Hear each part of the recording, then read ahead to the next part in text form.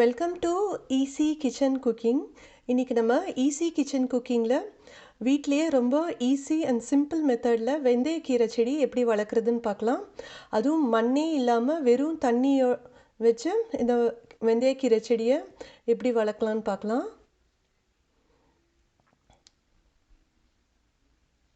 So first day இன்றைக்கி பார்த்திங்கன்னா நம்ம வந்து நார்மலாக வீட்டில் சமையலில் யூஸ் பண்ணுற அந்த வெந்தயமே எடுத்துக்கலாம். அதை ஒரு பவுலில் தண்ணியில் நல்லா ஊற வைக்கலாம்.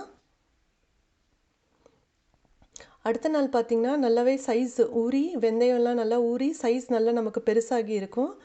இதை வந்து லேசாக நம்ம ஃபில்ட்ரு பண்ணி ஒரு துணியில் நல்லா ஒரு மூட்டை மாதிரி கட்டி அதை வச்சிடலாம். ரொம்ப தண்ணியை அழுத்தியும் பிழிய வேண்டாம். கொஞ்சம் ஈரப்பதத்தோடு இருந்தால் தான் அது முளை கட்டுறதுக்கு ஈஸியாக இருக்கும்.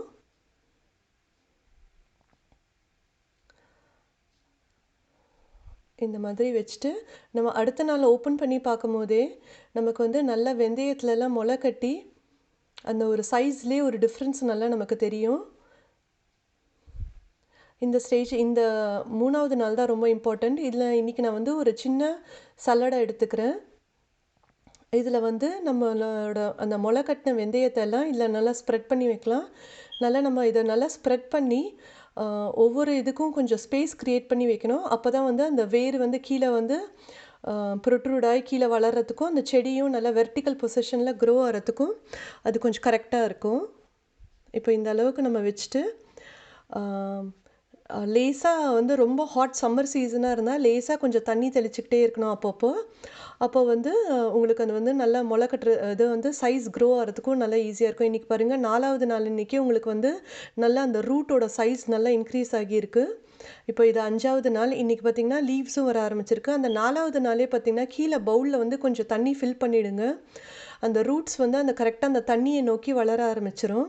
நம்ம ரொம்ப கையை வச்சு பொசிஷன்லாம் சேஞ்ச் பண்ணணும்னு இல்லை, தானாக அதுவே பை நேச்சர் அந்த தண்ணியை நோக்கி அந்த ரூட்ஸ் எல்லாம் அப்படியே அதை ரீச் பண்ண ட்ரை பண்ணும்.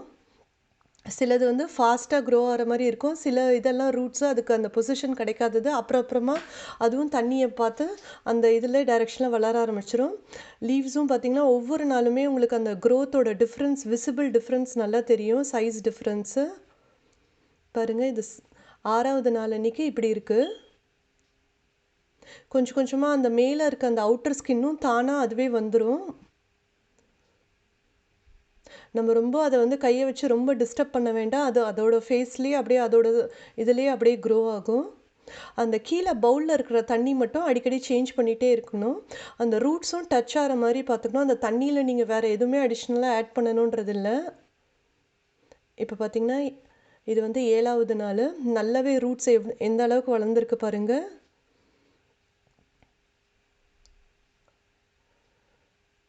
இது வந்து 8வது நாள்.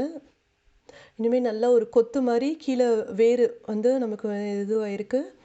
அந்த ஜன்னல் கிட்ட நான் இன்றைக்கி வச்சுருந்தேன். அதனால் அந்த டைரெக்ஷனால் கொஞ்சம் லீவ்ஸ் எல்லாம் சாஞ்ச மாதிரி இருக்குது. இதே அடுத்த நாள் திருப்பி அந்த சன்லைட் படும்போது அந்த டைரெக்ஷன் அதுவே சேஞ்ச் ஆகிக்கும். அது ஒன்றும் பிரச்சனை இல்லை. இப்போது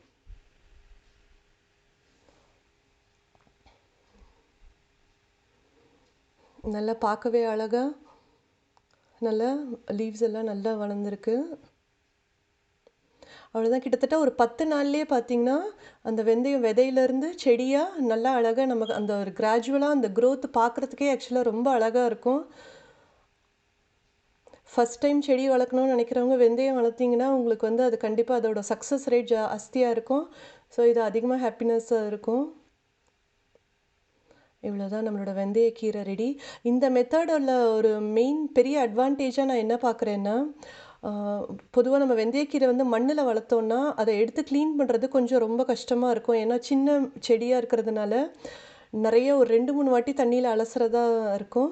அப்போ நிறைய தண்ணி வேஸ்ட் ஆகிற மாதிரி இருக்கும். அதே இந்த ஹைட்ரோபோனிக்ஸ் மெத்தடில் நம்ம வளர்க்குறதுனால ஈஸியாக டக்குன்னு லீஃபை பறித்து நம்ம சமையலுக்கு யூஸ் பண்ணிக்கலாம். ஒரு வெந்தய பருப்பு கீரைக்கோ இல்லை நார்த் இண்டியன் டிஷ்ஷஸ் இந்த ராஜ்மா மசாலா பன்னீர் மசாலாக்கெல்லாம் அந்த கசூரி மேத்தின்னு ஜென்ரலாக போடுவாங்க. அது ஒன்றும் இல்லை, இந்த காஞ்ச வெந்தயக்கீரை செடி தான், லீவ்ஸ் தான் அது. ஸோ இந்த நீங்கள் பச்சை இலையே ஒரு 2-3 கிள்ளி போட்டிங்கன்னா பயங்கர வாசனையாக பயங்கர ஃப்ளேவர்ஃபுல்லாக இருக்கும். இது பார்த்திங்கன்னா இந்த இந்த மெத்தடில் வளர்க்குறது இது ஒரு நல்ல ஒரு கிச்சனில் வச்சா பார்க்குறதுக்கும் ரொம்ப அழகாக இருக்குது. தேங்க்ஸ் ஃபார் வாட்சிங் ஈஸி கிச்சன் குக்கிங்.